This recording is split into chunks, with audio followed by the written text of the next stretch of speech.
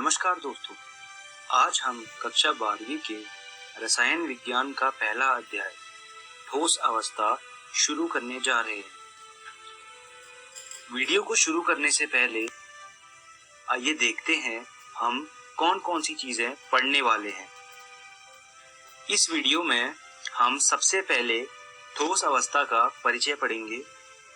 उसके बाद हम ठोस पदार्थों का वर्गीकरण पढ़ेंगे और आखिरी में हम क्रिस्टल जालक और एकक कोष्ठिका के बारे में पढ़ेंगे। तो आइए शुरू करते हैं इस वीडियो को ठोस अवस्था के परिचय से। अभी जो आपके सामने चित्र आया है ये एक पत्थर का चित्र है। आपने असल जिंदगी में पत्थर तो देखा ही होगा। पत्थर ठोस अवस्था के पदार्थों का एक उदाहरण है, लेकिन अगर रसायन विज्ञान के नजरिए से देखा जाए तो ठोस अवस्था के पदार्थों का जो चित्र होता है वो कुछ ऐसा होता है। आप देख सकते हैं दोनों चित्रों में बहुत ही ज्यादा अंतर है। बाएं साइड में जो आपके चित्र है वो ठोस अवस्था के पदार्थों का असल जिंदगी में एक उदाहरण है, लेकिन आपके जो दाएं साइड चित्र है वो ठोस अवस्था के पदार्थों के अंदर जो परमाणुओं की व्यवस्था होती है उसे दर्शाता है। तो आइए शुरू करते हैं ठोस के गुण। ठोस का जो पहला गुण होता है वो ये है कि ठोस निश्चित द्रव्यमान के होते हैं।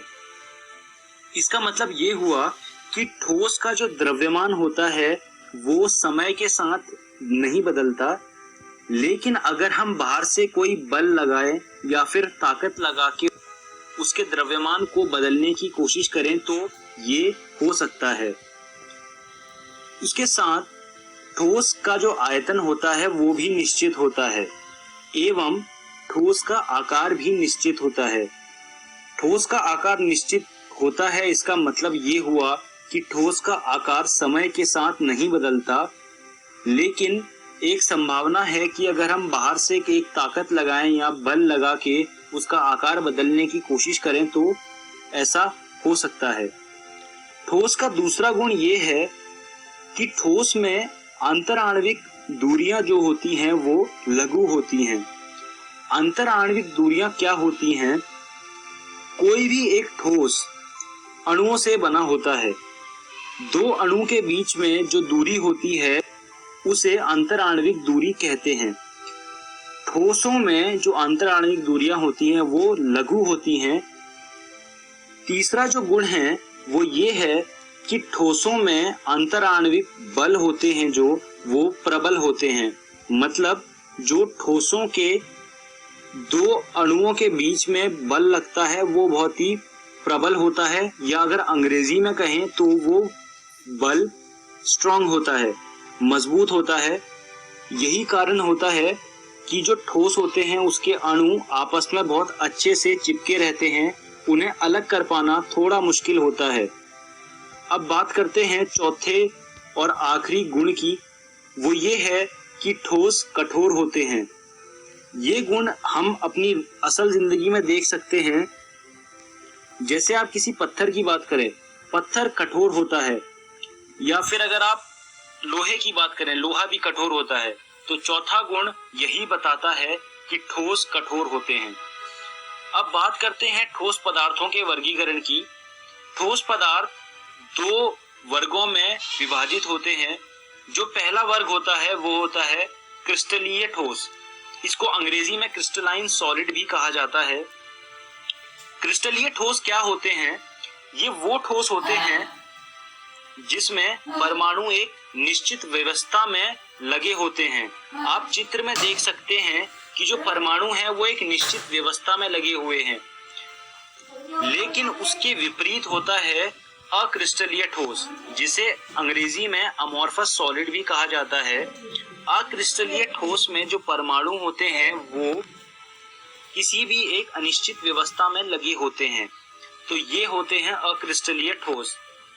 लेकिन हम अपनी किताबों में सिर्फ क्रिस्टलीय ठोस के बारे में पढ़ाई करते हैं, क्योंकि क्रिस्टलीय ठोस में कैलकुलेशंस आसान होती हैं, चीजें निकालना आसान होता है। इसलिए हम अपने पूरे इस अध्याय में सिर्फ क्रिस्टलीय ठोस के बारे में पढ़ेंगे। अब बात करते हैं क्रिस्टल जालक की। क्रिस्टल जालक अंतरिक्ष में बिंदुओं की व्यवस्था को कहते हैं। आप चित्र देख सकते हैं क्रिस्टल जालक का अपनी स्क्रीन पर। अब बात करते हैं एकक कोष्ठिका की। एकक कोष्ठिका क्रिस्टल जाली की सबसे छोटा हिस्सा होता है। अगर हम एकक कोष्ठिका को अलग अलग दिशा में दोहराते हैं तो वह क्रिस्टल जाली का निर्माण कर देगी। अब बात करते हैं घनीय जालकों के प्रकार की। घनीय जालक 3 प्रकारों में विभाजित होते हैं। जो पहला प्रकार होता है उन्हें कहते हैं आद्य। आद्य घनीय जालकों में होता क्या है, एक हमारा घनीय होता है, उस घनीय के 8 कोनों में एक एक परमाणु लगा होता है। यह आद्य घनीय जालक होते हैं। फिर आते हैं अंतः केंद्रित घनीय जालक।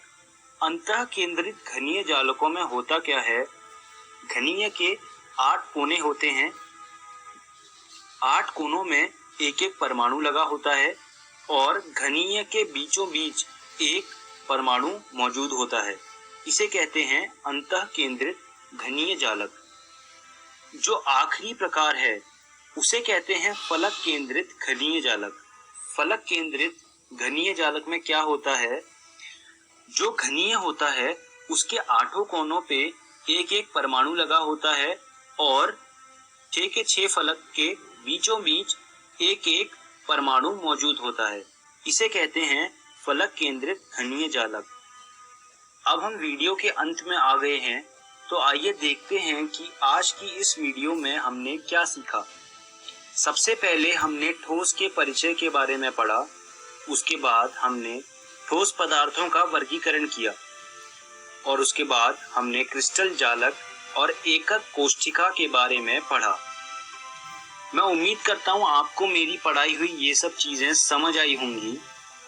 अब मैं आपको एक सुझाव दूंगा कि अगली कक्षा में आने से पहले आप ये सब चीजें रसायन विज्ञान की एनसीईआरटी भाग 1 से पढ़ के आइएगा। अगली वीडियो में हम लोग एकक कोष्ठिका में अवयवी कणों की संख्या के बारे में पढ़ेंगे और उसके बाद हम रिक्ति क्या होती है उसके बारे में पढ़ेंगे। धन्यवाद दोस्तों।